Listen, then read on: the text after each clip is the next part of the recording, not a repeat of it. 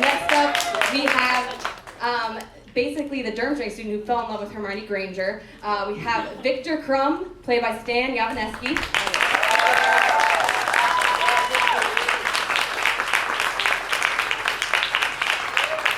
And then there's the beloved brothers, Fred and George Weasley, played by James and Oliver Phelps.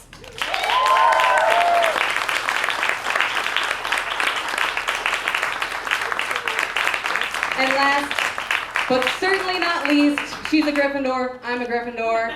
She's my personal favorite. Sorry guys, I love you all too. I know, I'm sorry, it's my fault. No. Is Ginny Weasley, played by Bonnie Wright.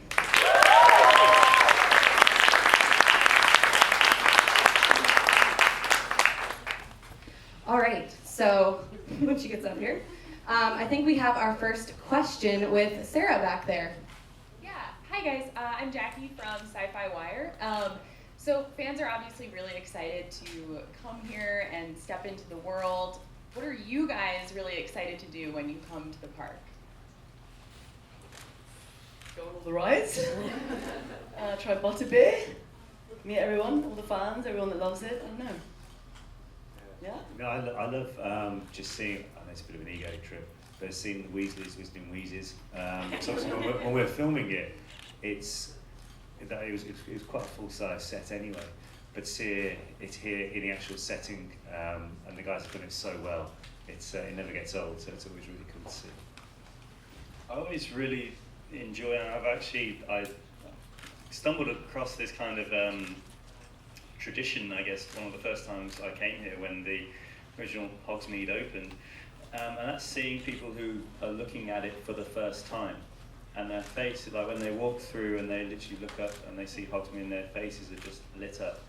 And that really does bring it all back how, we're very kind of close to it because we worked on it and everything was just, and you kind of take it for granted a little bit, but seeing people literally coming to Hogwarts is quite a cool thing to see. It is -10 back home Celsius. It's pretty warm out here. Besides the weather, it's not my first time coming to Universal, and it's every time I come, and the first thing I want to do is go on the roughest possible ride, and go a few times in a row if possible. And besides this, just seeing the Harry Potter world expanding because it is growing, and they keep upgrading things, and seeing all these fans and people dressed up. As if they are going to, Hogwarts as we were. Well, I went to Durmstrang, but still. It's great. Just a great experience meeting fans and, sharing their love and seeing their support, because this is what keeps this amazing world alive, Yeah, for me, I think there's something almost more real about the world that's been created here than some of our sets were, in the sense that here you don't sort of see the scaffolding that exists behind a set, and you don't, the reality doesn't break, and the world you're in doesn't break, even to the sense that you go into a shop and you can pick up and get sweets and candy that we read about in the books, but they never actually fully made them for us when we were filming. So you can quite literally eat the sets and drink them and do those things. So that's cool. And yeah, just seeing people's expressions is always really fun, and just seeing them step into a world that they're so at home in is lovely. You can see people just feel quite comfortable, and I think that's what the world is and what going to Hogwarts is and represents for so many people, that there is this home, and it's really cool that there's a physical space that people can come and exist in a world obviously where we're continually on our phones and different things. It's a physical world. We're here with, you're wearing the robe, you're actually, it's a tangible and physical experience, and I think that's cool. Hi, I'm Maxwell Serpenoff from Scholastic News. I write for kids. So what is your best advice for aspiring young actors? Have a plan B, very strong plan B, and if you're willing, probably plan B, C, and the whole alphabet.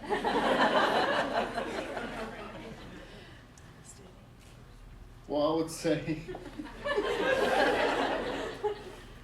yeah, Matt's given a very good advice. Always, I always have a plan B and C, and a possible D. But I would say don't give up hope. It's a very difficult and challenging world, and competition is insane. I mean, for my part, I was fortunate enough to be spotted by one of the casting agents, and later on, when I went into the world of acting, I figured out that actually, because it was filmed in Britain and I'm Bulgarian, the British council, I think, was questioning Warner Brothers why they had to choose someone from Bulgaria and they couldn't choose someone that looked like me and was a local, so they had to come up with all these reasons. So don't give up, you know, believe in yourself that you can do it, and you know, if you surround yourself with positive energy, positive things will come along. So next one. Hey guys. I have a question, I guess, for all of you. If you decided to go incredibly evil, have Horcruxes, what would each of your Horcruxes be for your character and your real life self?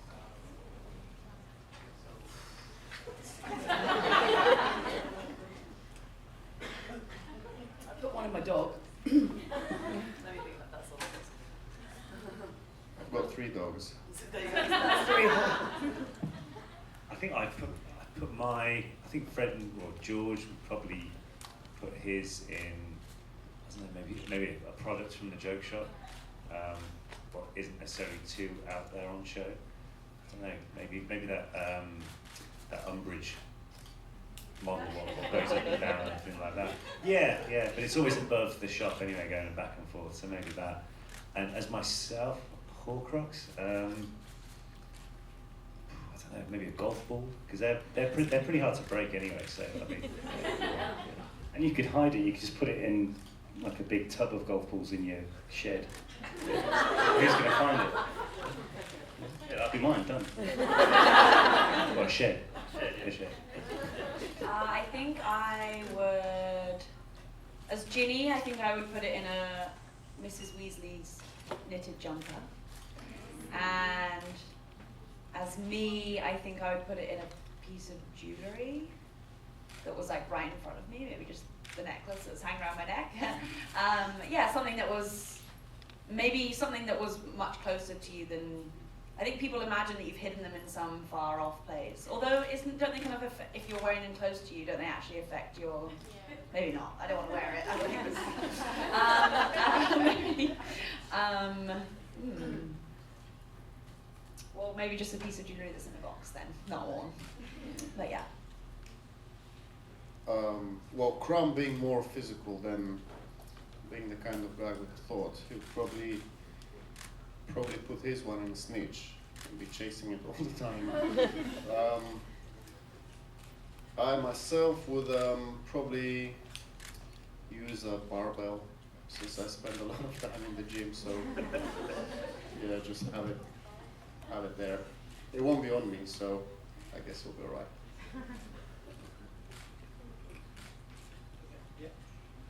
This one's for James and Oliver specifically. Your characters would switch like sometimes, but did you ever play each other without any? Like, is there any part in any movie where you actually are in each other's roles? No. It's a really boring answer. No.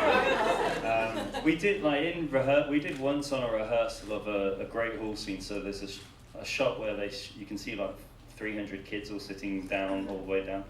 During one rehearsal, like I sat where he was supposed to be, and vice versa. And then, but we didn't when we were actually filming, because there's about 300 members of the crew, and it's quite an expensive gig doing making a film. So if you got caught and you're the reason why all these guys have to stay late because you were messing around, then you can't really do that. But yeah, we explained that once before, but that got somehow, Wikipedia isn't always true for some reason. But yeah, that story comes around every so often.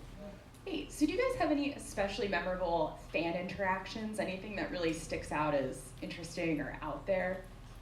I think when this place first opened, when we came out for the opening of The Wizarding World, and they showed a helicopter shot down below, and it was just, I can't remember how many, it was like over a mile long or something like that. It was 8 Yeah. deep or something like that. It was ridiculous. Apparently you could see it from, as I say, you can see it from way up in the sky. And being on this side of it, you kind of just hear it, and you'd hear people arriving at like 4 a.m. just to get into the queue, to get into the car park, to get into the, to see the park and stuff. And there were people who knew that they weren't going to make it into the Wizarding World, but they just felt the need to have to be here. And I think that just showed what it means to the fan base to have this here. And for us to, for me personally, to have been able to see that firsthand was something I'll never forget. It was amazing.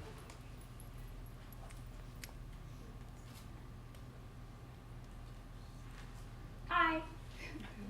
So I know you guys know that Harry Potter fans can be really intense and passionate and excited. And I wondered if you guys could give us maybe an example of an experience you might have had, or the craziest like fan encounter, or something completely bananas that's you're like, oh my gosh, I'm a part of this world. This is insane. I got sent baby clothes for like 3 months. Just 'cause my character's pregnant when the book came out, and just got sent loads of baby clothes, which is great. I had a friend that was, about to pop, so I was like, I just want some baby clothes. It's just been a pretty amazing. This person obviously really thought that was happening to me. It's quite amazing, really. Thanks if they're listening. I really appreciate the clothes. I once got a really, like a box which was about this big, sent, and it was really heavy, so I was like, this is going to be a good present. And I opened it, and there was a watermelon with a sign, with a sticker that just saying, please sign and return to this address. So I cut it in half, I ate the one half and set the other back, so. I can't compete with the watermelon, yeah. I don't think we actually posted it. I think I ate with that. Never mind, yeah, it was good. Well, I had a bra fly to me with the message "Marry me," which I Where was found, this? Well, somebody threw a bra at you. Yeah, a bra, and I've had knickers also. Yeah, people want to marry me for some reason. I don't know why. Find that. It's actually nice to know that people want you. So you feel like Tom Jones? A little bit. But yeah, it's funny seeing things fly too with little messages and people just.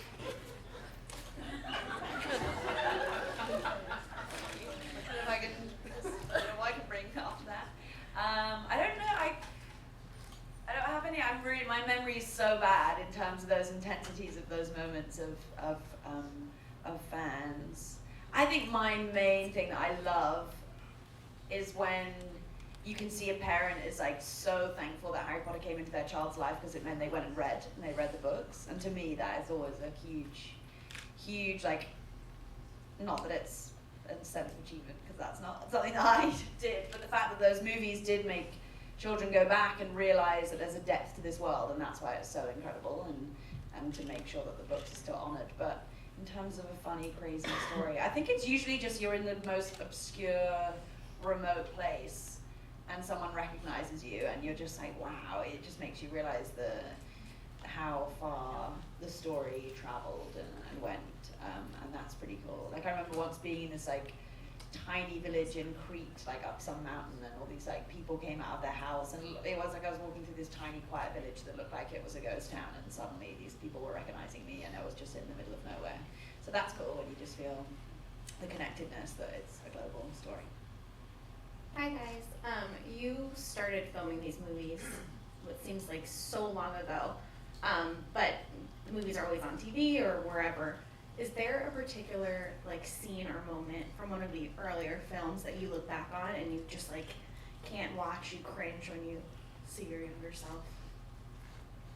Yeah, yeah, definitely. It's when you first see Fred and George on platform 9 3/4. One, the voices are so high, and everyone always makes comment of that. But also, I just remember it being really cold because it was supposed to be September, but we filmed it in like November, December time or something like that. And in my head, I just remember the coldness of standing on this film set, like, yeah, freezing. I remember when we filmed a lot of the dining sequences, just stuffing my face full of as much food as possible. And when you're filming that for 2 or 3 weeks, eventually you don't want to see any kind of food that they're serving there, because that's where you keep eating. So to this day, if I see a Greg Hall scene, I still think of Brussels sprouts, like the smell, or potatoes or things like that. Well, me being in all 8 films,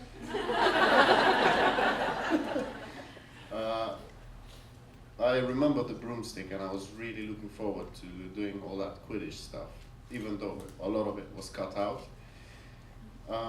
I still got to ride the broomstick and do tricks on it. I wasn't very fond of getting on it again after I experienced it. The reason for that is the little tiny seat that we had on the broomsticks. It wasn't very comfortable. They changed it the year I came in. I remember the year I came in, when you first went in, one of the first things they said was like, we need to plaster cast your face and your arse, and I was like, okay. And it's because then the seats are made and molded to your bum, and apparently my one was golden. So yeah, it changed then. We didn't have that. I remember some painful.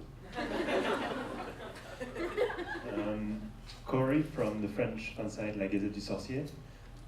We were wondering if there was a scene that you shoot for the film, and then you saw the film and it wasn't in there, and you're like, why wasn't it in there? I wish I could see it again.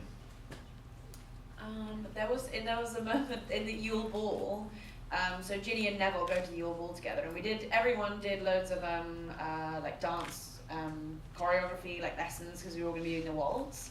But we were meant to have this moment that we suddenly had obviously like really gotten into our dancing routine, and we had this whole tango that we learned and did, and it was really fun to do. And we were, Wayne McGregor, who's an incredible choreographer, came to work with us on that film, and I I just love all of his body of work, so it was amazing to be able to work with him. But then we never got to do our tango, so that would have been cool. I think there was 2 actually from the Goblet of Fire I can think of. Was one when the Weird Sisters played the concert, which was amazing, because you basically had Jarvis Cochran minus Tom York and Radiohead. Like, it was incredible. And then we had like a mosh pit breakout. We had Warwick Davis crowd surfing. It was wicked. And then another thing from that was when they got the whole school to sing the school song, which was the most tone deaf thing you've ever heard. So thinking about it, I can see why I didn't make it, but it was very funny, because they had like the Durmstrang entrance come in, they had the Beauxbatons come in like that, and then Hogwarts came on to do their song, and it was like strangling cats, isn't it? But when we left the set, like all the crew were just killing themselves laughing. They were just like, that was so bad, but so funny. Like. Well, Deathly Hallows Part 1, they cut my whole thing out. He came back. Well, I'm over it now, it's alright. He came back, he had a good part to tell Harry some very important information, and then David Yates, so that, Emma and I had a very good connection on stage. So he made this love triangle between Ron, Hermione, and Victor. So he came back, he took her off him, they had a new dance, all this, little romance going on, and then Ron was jealous.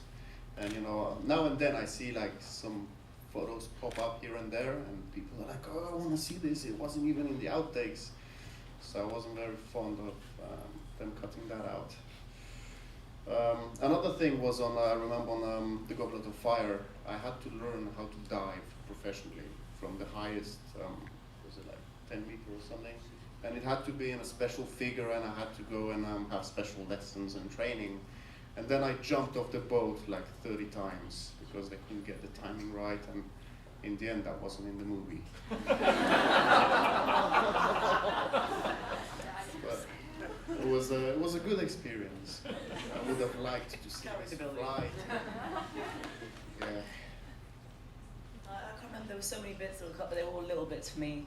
I think we did a lot in the wedding, one of the Weasleys' weddings. When Shacklebolt then comes down to the Ministry's. Yeah. There was a lot more in that was quite fun. Yeah. A lot of weird, funny characters, and I remember, I think it was it was made more clear that I was pregnant, and I just can't remember, but I remember lots of that was cut. When I watched it, I was like, oh, where did that go? I forgot now. Sorry, that's useless. It was better, sorry. All right, well, let's give a big round of applause to our panel.